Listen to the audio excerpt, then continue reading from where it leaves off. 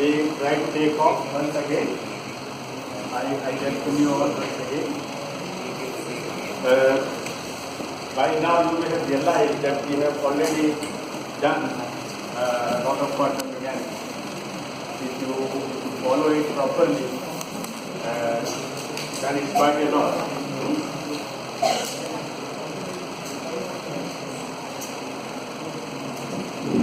Yeah, yes. So, I would now like to talk about the so-called discrete symmetries. So, the three well-known discrete symmetries of nature are the Parity transformation of the space inversion, time reversal or the reversal of motion, and charge conjugation. You have an electron in the nature, you have a positron also in the nature. Okay? So, obviously there must be some symmetry which relates an electron with a positron, okay? Charge with an anti-charge. However, within the framework of quantum mechanics, it is really not possible to understand correctly the charge conjugation. For charge conjugation, one has to really go to so-called quantum field theory. Then one can understand it properly, correctly. Okay? And the time reversal and the parity transformation, one can understand also within the framework of quantum mechanics. Okay? So that is what we would try to do. We would try to understand the parity transformation. Okay? So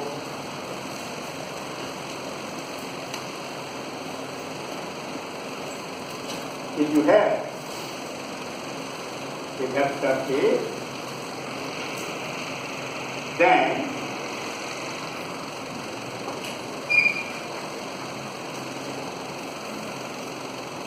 a vector minus.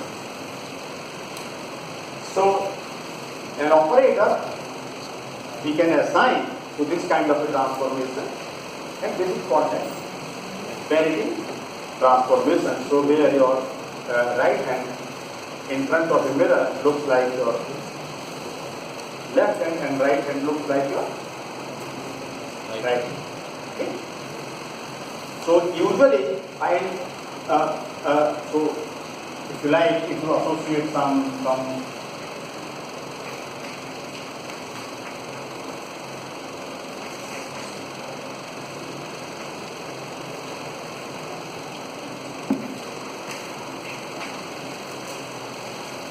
or line.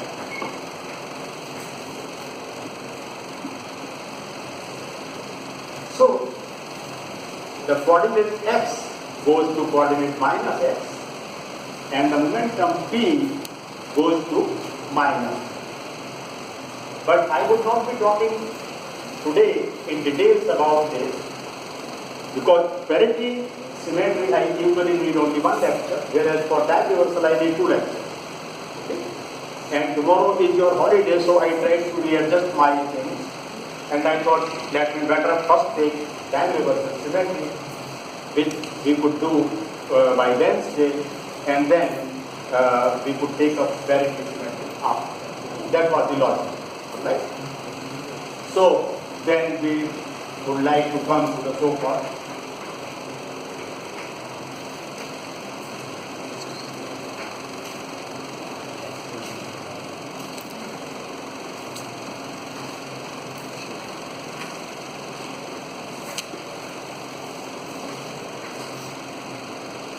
reversal of motion. So this symmetry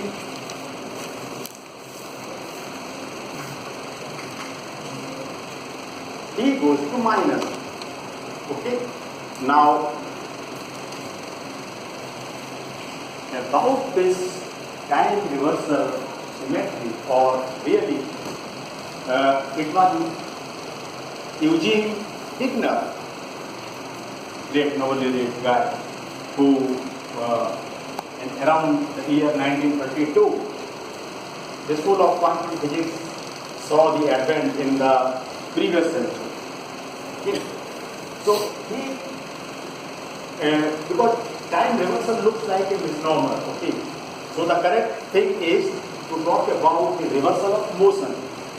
Now, almost all of you would be having with you the so-called your mobile phone, yes? And you can even download several things here, right? Even if you don't have internet connection, doesn't matter. You have some video clips here, correct?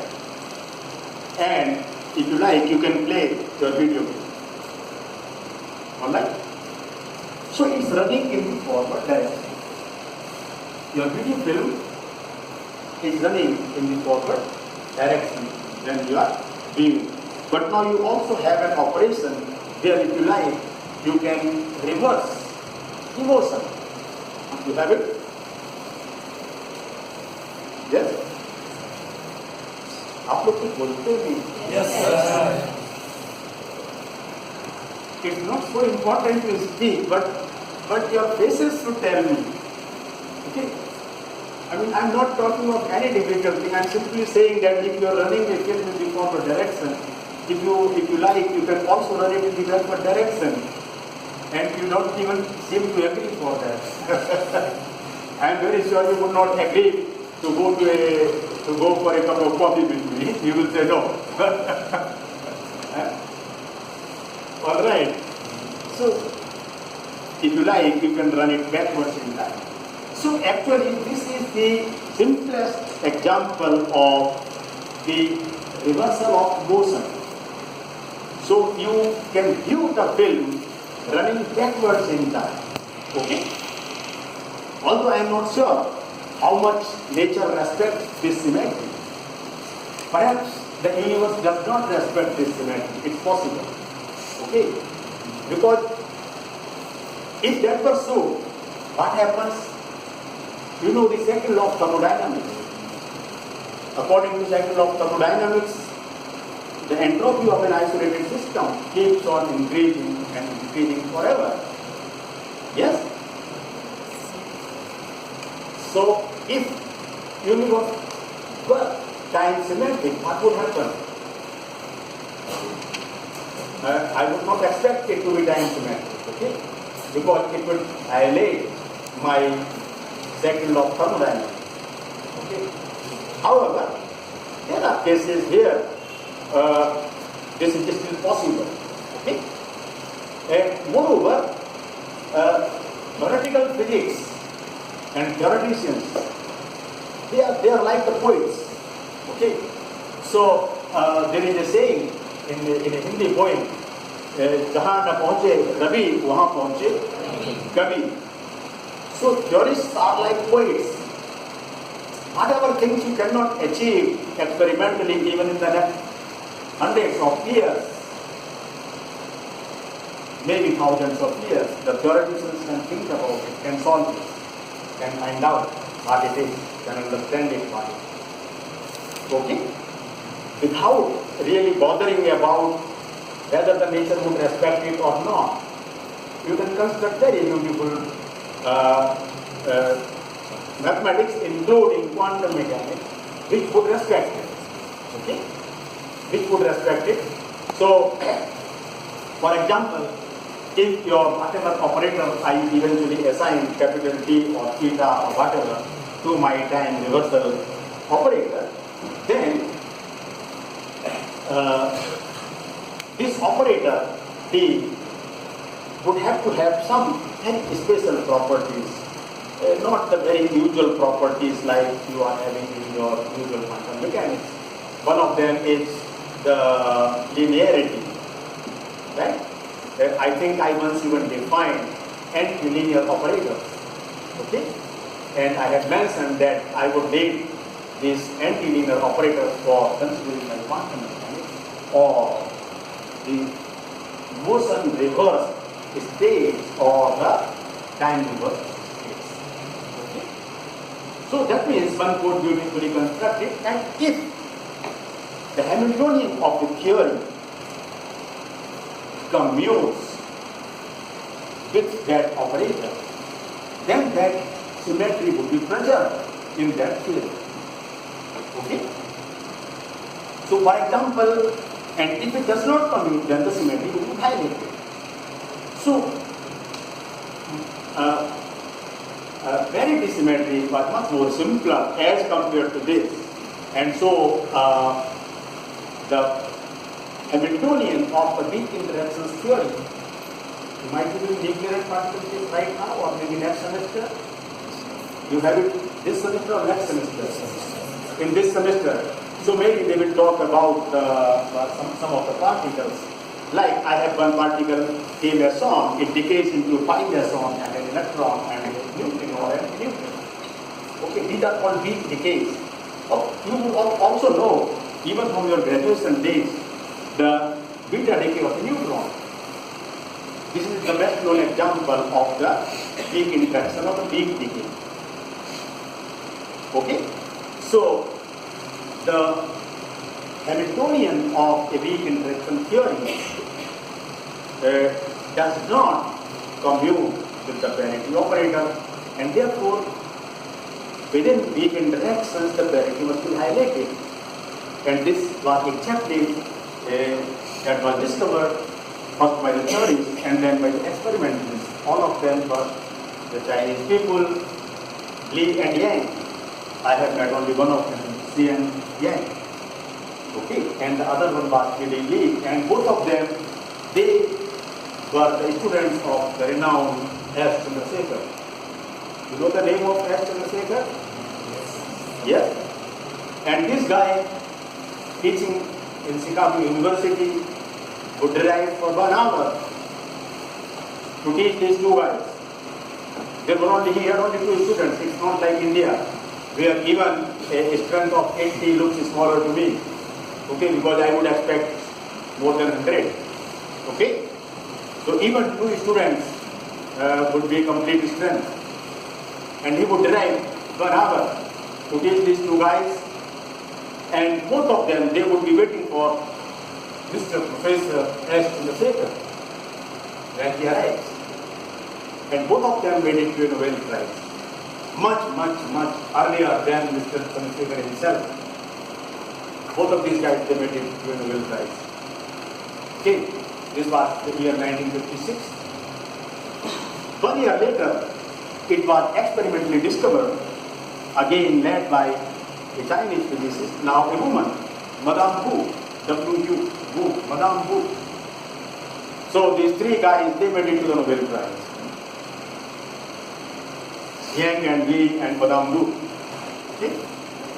So the Hamiltonian of a theory has to commute with that symmetry transformation if that symmetry is to be respected. Otherwise it will be violated. Okay? So here, in principle, if you would invent a theory for which the Hamiltonian would commute with the time reversal symmetry, then it would be respected by the theory. So it's very simple. Okay, now let us take up some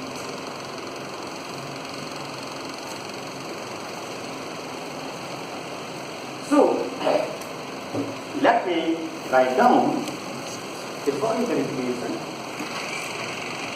Iota F cross del psi over del t equal to minus of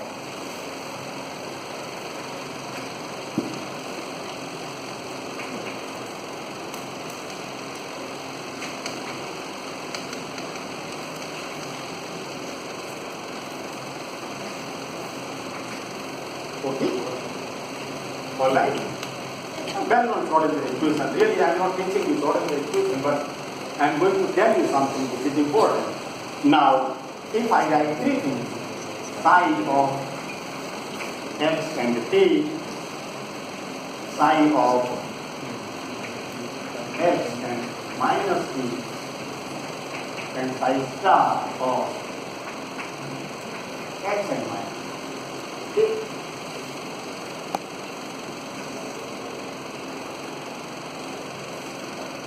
And I ask you to see, to check which one of the respect this equation and which one of the highlight this equation.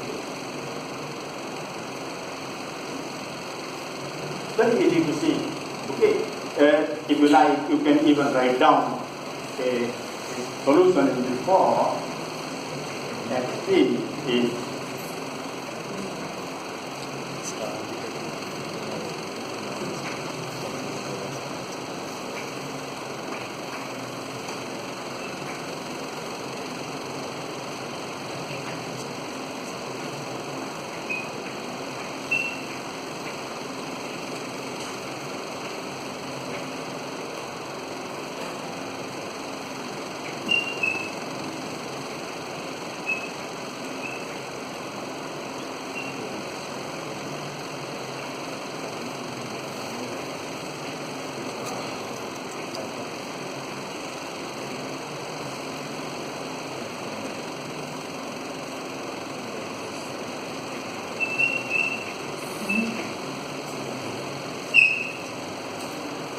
if I like, I can write down the solutions involving the energy identity Pn for this particular equation.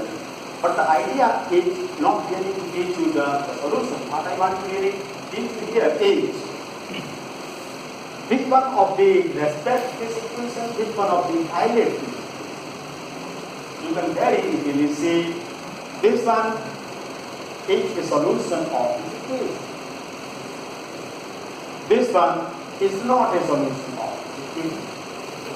This one is again the solution of this. Can you see it?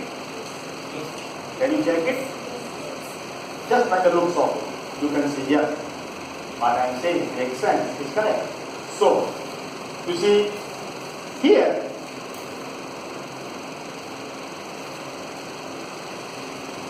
T has gone to minus. You see, here x is x, u is t. X we are not changing here anyway. Okay, so we are right now not talking about this, but we are talking only about this. Okay, all right. And here, now if I say that my t goes to minus t, then what happens? Then this becomes this, and this is no longer the solution of this equation, so it does not respect. Here, I change t to minus t, but at the same time, I take the complex conjugation of it. Okay? And then it again does that Schrodinger equation. So, I can very easily conclude, oh, this time reversal has something to do with complex conjugation. Okay? You can get an idea. Oh, okay. There must be something. It must have something to do with the complex conjugation. Okay. So that's the idea that we get. Now, what you can do is, I mean, that's just by the very first looks of it, that would be a conjecture. One can very easily conjecture, oh, that this guy is a good solution, this is not a solution, this is a good solution. Okay? All right? Okay? Yes. So,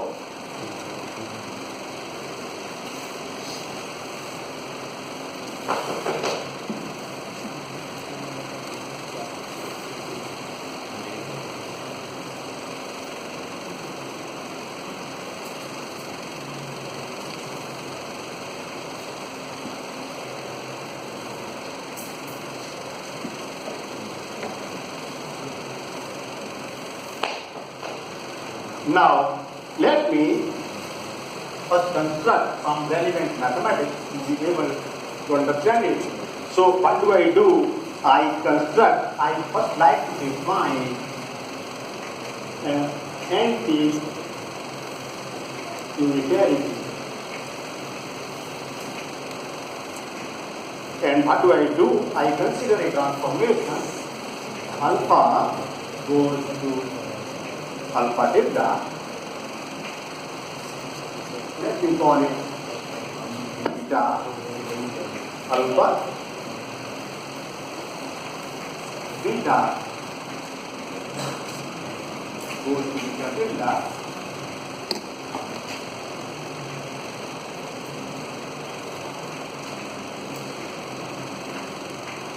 beta.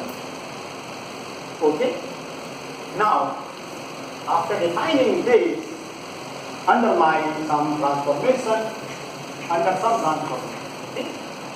transformation, it goes, alpha goes to alpha tilde, beta goes to beta tilde, where alpha tilde is this, given by this, and beta tilde is given by this. Now, I want to say, so this transformation given by this and this,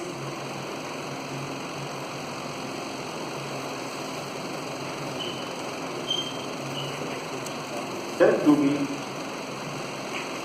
anti-unitary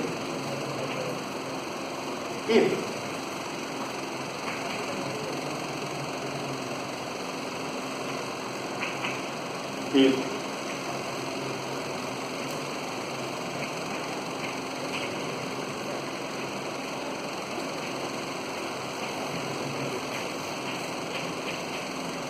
complex conjugation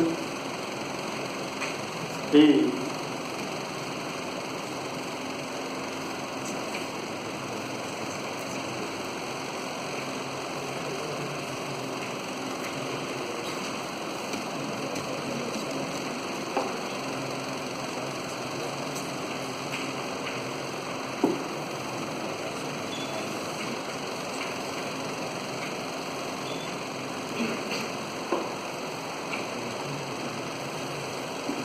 so I have defined two particular properties.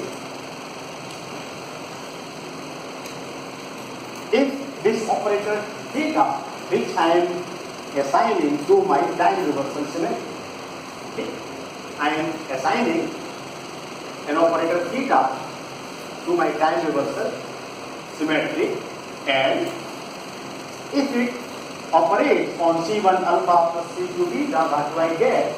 I get C1 star beta alpha plus C2 star beta. So, then this guy goes through.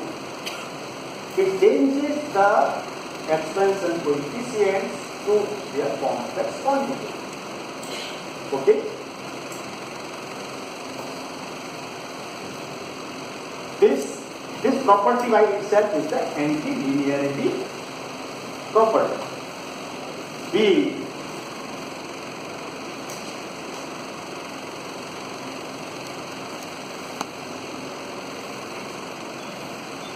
is anti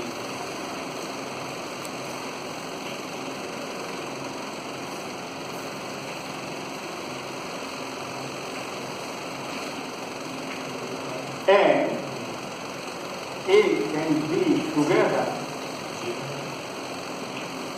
define anti-unity.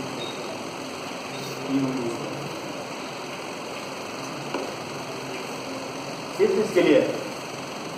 My condition B alone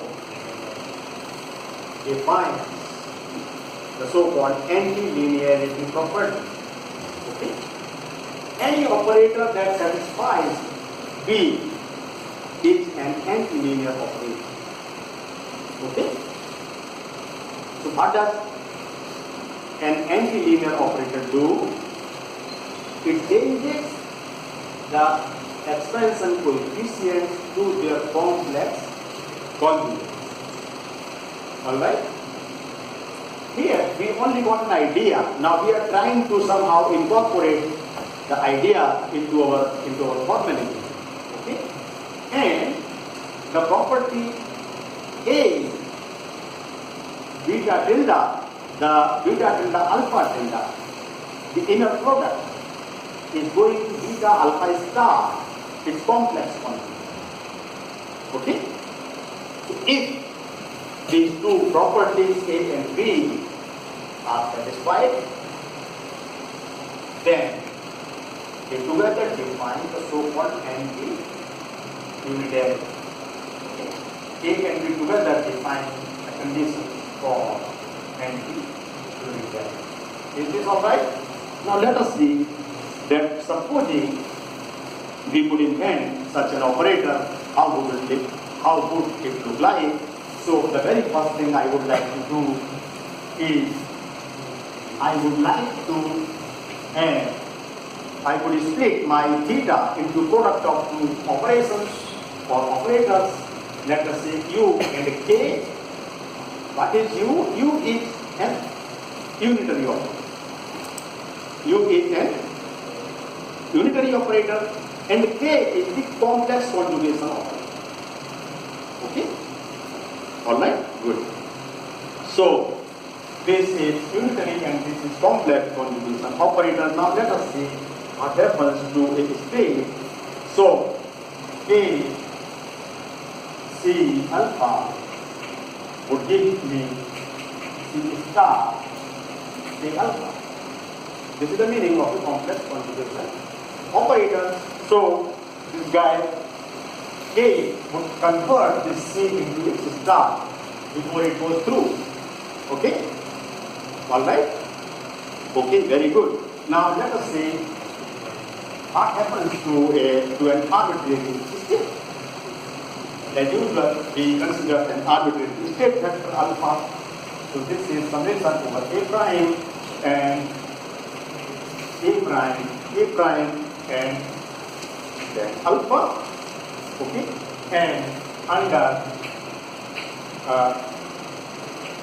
if you like, I could erase this stuff on the right hand side so as to give me more space.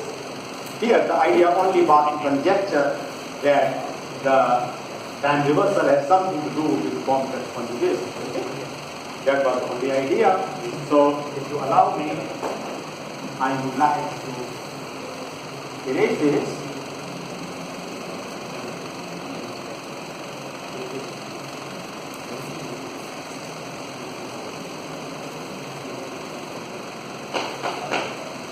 Alright, so now this you remember, you might recollect that this is CA prime. You remember that? This is the expression, our usual expression coefficient, CA prime. Now we apply the complex conjugation operator K to this. So I get alpha delta. And now what would I get? This should be summation over A prime alpha, and this is becoming star now. Okay? Times A prime. This is my A prime star. Is this operation clear? Yes? Okay, good, very good. So this changes under this operation, complex conjugation operator, this guy must go to its complex conjugate. Okay? So it goes to A prime, alpha star, and A prime. Now this you can very easily see. This should remain A prime by. There is nothing complex here. These are your basis vector. What kind of basis vector you usually have? 1, 0, 0, etc., or 0, 1, etc., or 0, 0, 1, 0, 0, etc. Okay? So there is nothing complex about the basis vector. Alright? Fine? So this should remain A prime.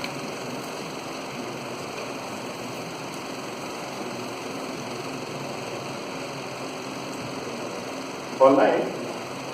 And so this, if you like, I can write as this is like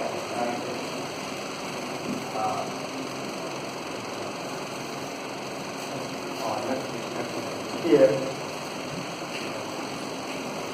A prime and then A prime alpha star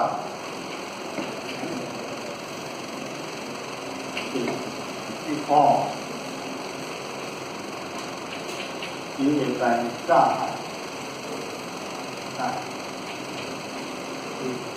So is this okay? you understand the transformation of an arbitrary state vector, like under the complex conjugation operator A. Under the complex conjugation operation A, an arbitrary state vector would transform in this manner. Alright? Okay, very good. Now let us check this property. Now let us check this property under the operation of theta. So what happens is theta C1 alpha plus C2 theta base. How should it go? You take by theta is equal to U into K. Some unitary operator U into some complex conjugation operator K. This should go to UK times C1 alpha plus C2. Okay? Now this should go to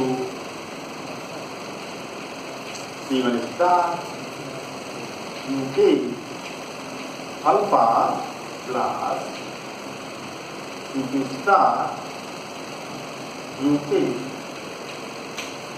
D.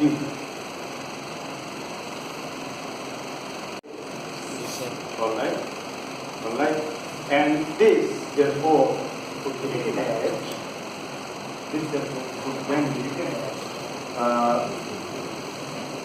C1 star theta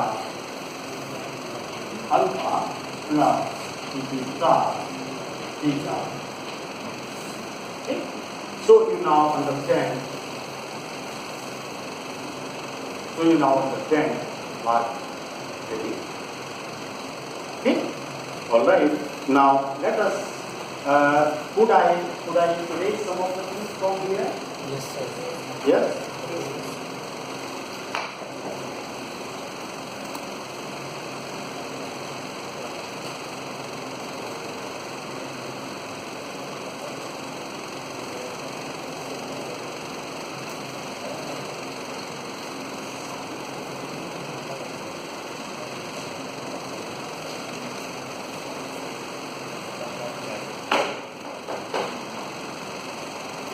Now, let us see what happens to some state vector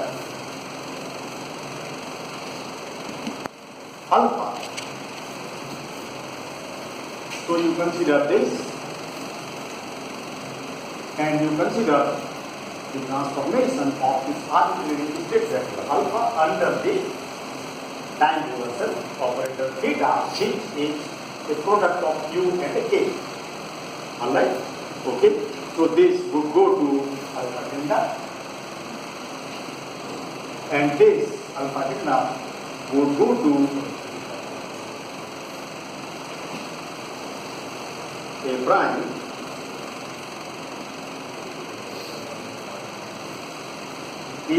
alpha star. I think I need a little bit of space here. So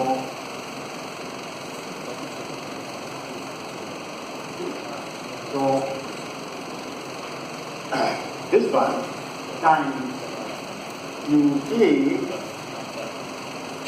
times A prime, the basis vector A. Alright? Okay? Alright. Now this is C A prime star. This is C A prime star, and this, you know, that this thing or even this whole thing, this is going to be A prime. Nothing is going to change. Alright? Alright? A prime are just the basis vector. Alright? So this would remain the same, and therefore this is equal to summation over A prime alpha star times u a prime, if you like, and write it as summation over a prime alpha a prime u a prime. Okay.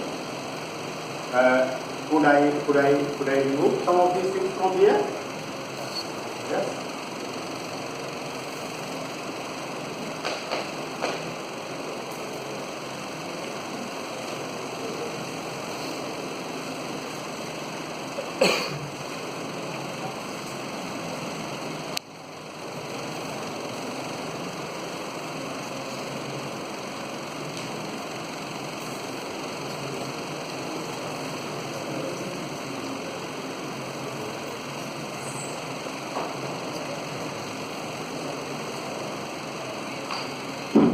So, now, similarly, I could write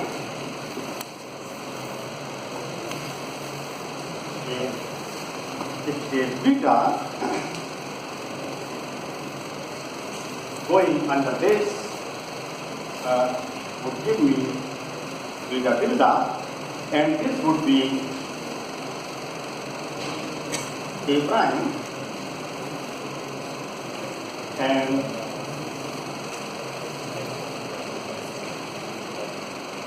a prime beta star u prime. I could equally also write it as a double prime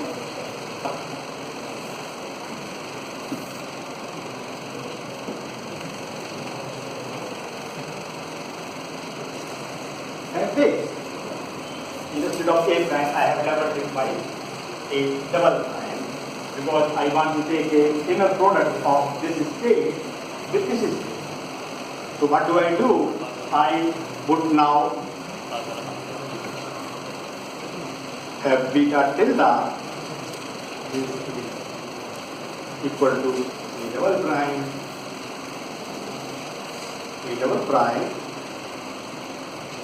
beta and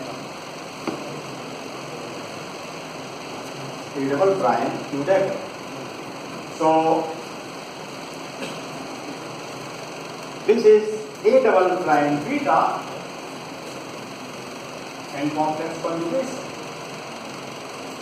Here, if I am taking Hermitian adjoint of this last step, okay, I am just taking the Hermitian adjoint of this last step. So this complex star goes away. I have this times the Hermitian adjoint of u a double prime. Alright? Alright? Okay? Alright. So now I have this beta tilde, and now let me write down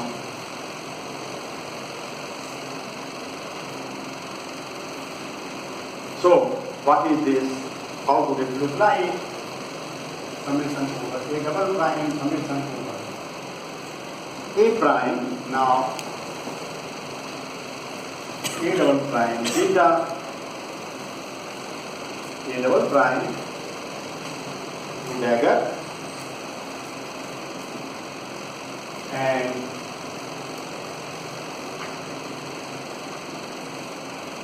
u a prime alpha a prime. There is that alpha a prime u a prime alpha a prime. Okay.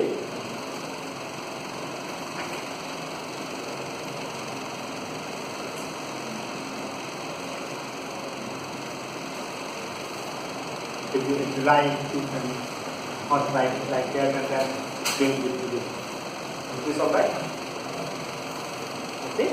So it is, and then now u dagger is a unit operator.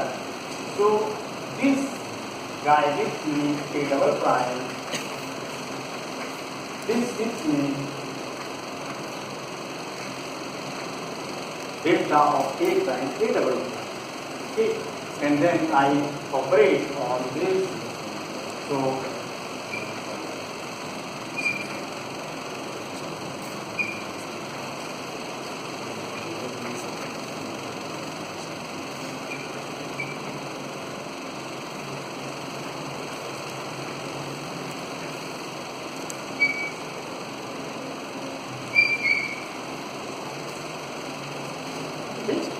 and this I will write as summation over A prime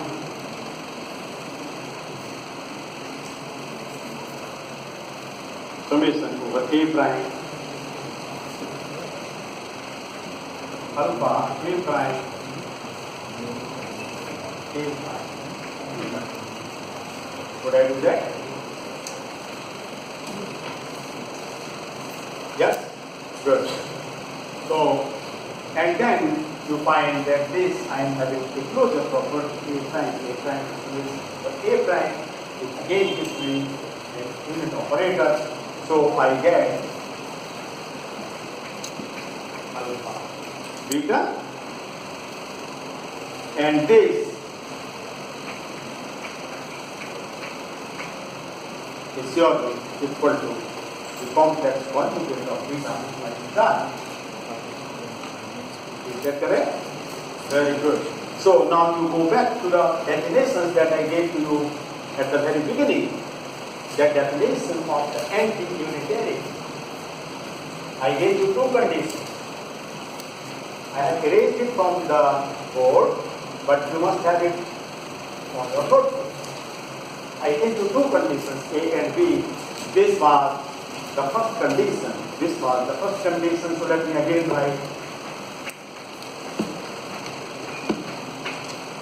this side. Alpha tilde here. This. Okay. And of course, we have also used, we have additionally proved the and the anti-linearity property B. So this is A and that is B, and that you put together, this should define the anti-linearity. So that would define the anti-linearity. Is this all right? You can take time. I am sufficiently slow. I am sufficiently slow. So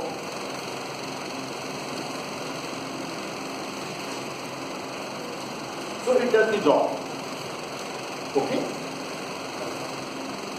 So it does the job. Okay?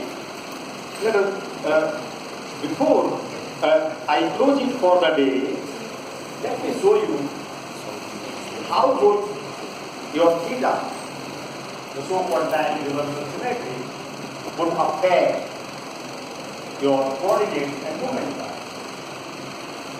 Okay? Because that should always give you some fundamental physics.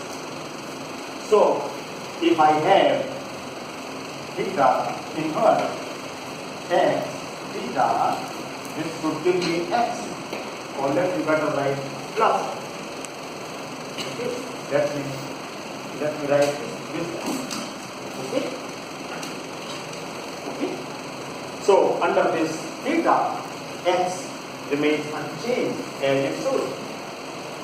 Would you expect coordinates to change? No.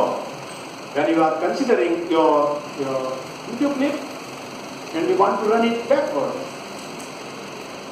it must not change your coordinate. It changes only the direction of time. But P, the momentum, depends on time. Minus iota s cross del over what is that? P momentum in any case is the mass into velocity, dv by dt. Okay? No. What am I saying? Momentum would depend on time, dx by dt. Okay? So the momentum would depend on time. Then over del t of something, only one derivative. Okay? Only one derivative of time. D by dt of x. But t will change to minus. And therefore I would expect my momentum to change to minus. Is that okay? So if I have to write this P, this will go to minus P. If you like, you can put this notation because this involves a time derivative. Okay, this involves a time derivative, and so del over del t, t goes to minus p. So under this operation, p would go to minus. Okay, p would go to minus. You might start wondering, if that happens, then what would happen to my fundamental computation relation of x and p? X and p. So your x and p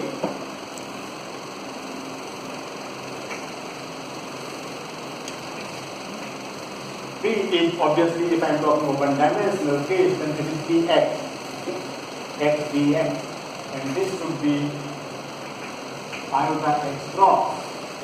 Anything else? Okay. So iota x. Now, if you would apply this to this, the left hand side and to the right hand side, what would happen? In the left hand side, this would not change, but this would change. Okay? Then what happens to this, to the right hand side? If it were, because it's an anti-unitary, theta is anti-unitary, and therefore iota would go to minus. So you will have a minus sign here and a minus sign here. And so your fundamental commutation relation would still be rested.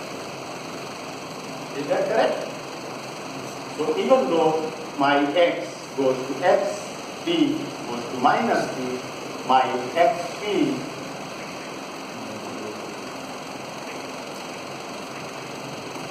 goes to also theta, and this is just like this. Okay? Alright?